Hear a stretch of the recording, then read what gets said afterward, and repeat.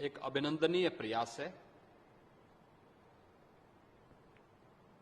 हमें प्रसन्नता है जानकर के कि वन नेशन वन इलेक्शन के लिए जो कमेटी बनी है, इसके अध्यक्ष पूर्व राष्ट्रपति माननीय श्री रामनाथ कोविंद जी को की अध्यक्षता में बनी है। इस अभिनव पहल के लिए मैं देश की सबसे बड़ी आबादी के राज्य उत्तर प्रदेश की जनता की ओर से आदरणीय प्रधानमंत्री जी का हृदय से आभार व्यक्त करता हूं। वन नेशन वन इलेक्शन ये आज की आवश्यकता है और ये इसलिए भी महत्वपूर्ण है क्योंकि मैं उत्तर प्रदेश जैसे राज्य की दृष्टि से भी देखता हूं, बार बार इलेक्शन विकास के कार्यों में बाधा पैदा करती है, क्योंकि इलेक्शन की एक प्रक्रिया को कम से कम 1.5 महीने का समय लगता है और 1.5 महीने का यह कार्यकाल विकास की सभी प्रक्रिया को या नए नीतिगत निर्णय लेने में, विकास की प्रक्रिया को तेजी से आगे बढ़ाने में कहीं न कहीं बाधक हो जाती है। इसके लिए आवश्यक है कि लोकसभा, विधानसभा और अन्य सभी प्रकार के इलेक्शन को एक साथ हम आयोजित करें। एक बेहतरीन पहल हुई है, यह न केवल विकास के लिए बल्कि लोकतंत्र की समृद्धि और लोकतंत्र की स्थिरता के लिए, जो प्रत्येक नागरिक के जीवन में खुशहाली लाएगा, उसके लिए यह एक अभिनंदनीय पहल है। मैं इसका स्वागत करता हूं। पार्लियामेंट जो सेशन हुआ इस महीने में, उसमें क्या हो सकती है इस पर चर्चा? नहीं, देखिए, ये जो विशेष सत्र बुलाया गया है, कल प्रहलाद जोशी जी का जो ट्वीट आया वो इतना ही कहा कि अमृत काल में और ये 5 दिवसीय विशेष सत्र आहूत किया जा रहा है। बाकी एजेंडा क्या होगा इसके बारे में कुछ उन्होंने स्पष्ट नहीं किया है, तो मुझे लगता है कि कयास लगाने की जरूरत नहीं है, थोड़ा इंतजार करना चाहिए। जो भी उद्देश्य होगा सेशन का बहुत जल्द लोगों को मालूम पड़ जाएगा। लेकिन अभी तो कमेटी बनी है वन नेशन वन इलेक्शन को लेकर, तो इतनी जल्दी उसकी बिना रिपोर्ट आए तो बिल तो आने की कोई दूर दूर तो गुंजाइश नहीं है। लेकिन इस विशेष सत्र में क्या होगा ये कहना मुश्किल है। हम लोग को इसके बारे में कोई संकेत या किसी प्रकार की कोई जानकारी नहीं है। सर, अगर वन की बात करें, हिंदी में जानना चाहेंगे। देखिए, वन नेशन वन इलेक्शन ये बहुत ही सही इस प्रकार का प्रस्ताव है। देश में लगातार चुनाव चलते रहते, आधा श्रम ये चुनाव में चला जाता है, कहीं न कहीं आचार संहिता चुनाव की लगती है तो उसके कारण भी काम डिरेल हो जाते, इतने रिसोर्सेस उसके पीछे खर्चा होते।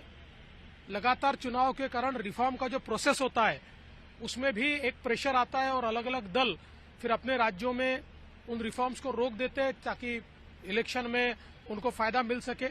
तो वन नेशन वन इलेक्शन के कारण 5 साल की खुली स्लेट रहेगी, पैसा भी बर्बाद नहीं होगा और रिफॉर्म्स की प्रोसेस भी अच्छे तरीके से चलेगी।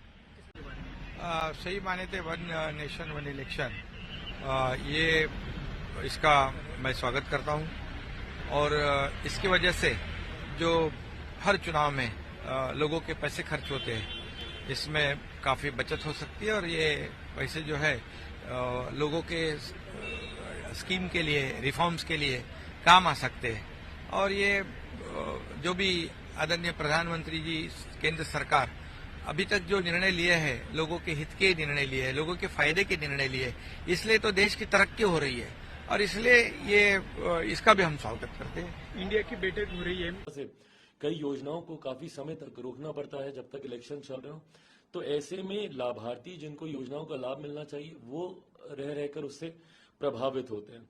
तो इन तमाम परिस्थितियों के मद्देनजर एक लंबे समय से देश में इस बात को लेकर चर्चा चल रही थी। सन 1999 के आसपास से ही लॉ कमीशन के द्वारा ये प्रस्ताव किया गया था कि देश में एक देश है एक चुनाव होना चाहिए और मौजूदा प्रधानमंत्री आदरणीय नरेंद्र मोदी जी और केंद्र की सरकार ने इसको काफी गंभीरता से लिया। कई वेबिनार भी इसको लेकर केंद्र सरकार के द्वारा आयोजित किए गए, कई चर्चाएं इसको लेकर हुई हैं, सदन में भी इसको लेकर पार्लियामेंट्री कमिटीज के भीतर भी इसको लेकर कई राउंड ऑफ डिस्कशंस हुए हैं।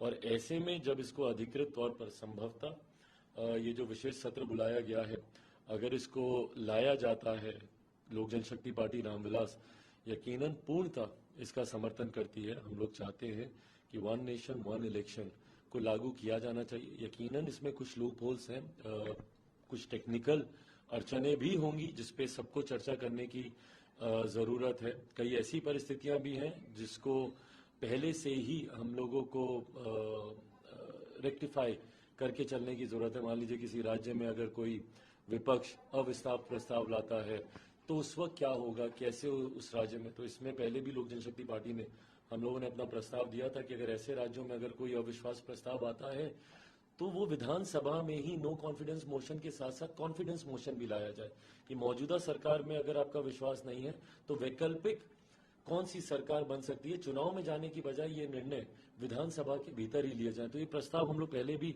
हम लोग दे चुके हैं। आने वाले दिनों में जब इसको लेकर चर्चा होगी तो मजबूती से इस प्रस्ताव के पक्ष में लोक जनशक्ति पार्टी रामविलास अपनी बातों को रखने का काम करें। 5 दिन का जो स्पेशल सेशन बुलाया गया है पार्लियामेंट का, इसको लेकर विपक्ष कह रहा है कि सरकार जो है डरी हुई है, इसलिए नर्वस होकर ये सेशन बुलाया गया है। भाई हर चीज में सरकार डरी हुई है, प्रधानमंत्री डरे हुए हैं। एक सरकार जो इतनी स्थिर है वो डरी हुई है। एक गठबंधन जिसमें आए दिन उनके घटक दल रूट के उस बैठक से आ जाते हैं, वो लोग डरे हुए नहीं है। एक गठबंधन जिसका नेतृत्व इतना मजबूत है वो लोग डरे हुए हैं। एक गठबंधन ऐसा जिसमें नेतृत्व अभी तक तय नहीं हुआ है वो लोग डरे हुए नहीं है। एक गठबंधन जिसका नेतृत्व मजबूती से देश हित में बड़े बड़े फैसले ना सिर्फ ले रहा है बल्कि उसको इम्प्लीमेंट करने का भी काम कर रहे हैं, वो डरे हुए हैं। एक दूसरा गठबंधन जिनके पास ना नीति है ना नीयत है, वो लोग डरे हुए नहीं है। ये कहने की राजनीतिक भाषा बन गया है हर बात में। 2018 में भी इसी तरीके से अविश्वास प्रस्ताव ये लोग भारत की संसद में लेकर आए थे, कहते हुए कि भाई ये सरकार डरी हुई है, हारेगी। क्या हुआ 2019 में? 14 से बड़ा जनादेश मिला। आज फिर यही सारी बातें हो रही हैं। 2024 में देखिएगा 2019 से बड़ा जनादेश पुनः हम लोगों के गठबंधन को मिलेगा, एनडीए की सरकार बनेगी। सेना ने इस डिसीजन को एंटी यह एक अभिनंदनीय प्रयास है। हमें प्रसन्नता है जानकर के कि वन नेशन वन इलेक्शन के लिए जो कमेटी बनी है इसके अध्यक्ष पूर्व राष्ट्रपति माननीय श्री रामनाथ कोविंद जी को की अध्यक्षता में बनी है। इस अभिनव पहल के लिए मैं देश की सबसे बड़ी आबादी के राज्य उत्तर प्रदेश की जनता की ओर से आदरणीय प्रधानमंत्री जी का हृदय से आभार व्यक्त करता हूं। वन नेशन वन इलेक्शन ये आज की आवश्यकता है और ये इसलिए भी महत्वपूर्ण है क्योंकि मैं उत्तर प्रदेश जैसे राज्य की दृष्टि से भी देखता हूं, बार बार इलेक्शन विकास के कार्यों में बाधा पैदा करती है, क्योंकि इलेक्शन की एक प्रक्रिया को कम से कम 1.5 महीने का समय लगता है और 1.5 महीने का यह कार्यकाल विकास की सभी प्रक्रिया को या नए नीतिगत निर्णय लेने में, विकास की प्रक्रिया को तेजी से आगे बढ़ाने में कहीं न कहीं बाधक हो जाती है।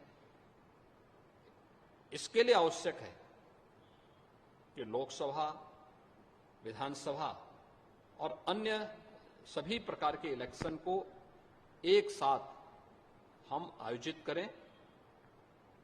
एक बेहतरीन पहल हुई है, यह न केवल विकास के लिए बल्कि लोकतंत्र की समृद्धि और लोकतंत्र की स्थिरता के लिए, जो प्रत्येक नागरिक के जीवन में खुशहाली लाएगा, उसके लिए यह एक अभिनंदनीय पहल है।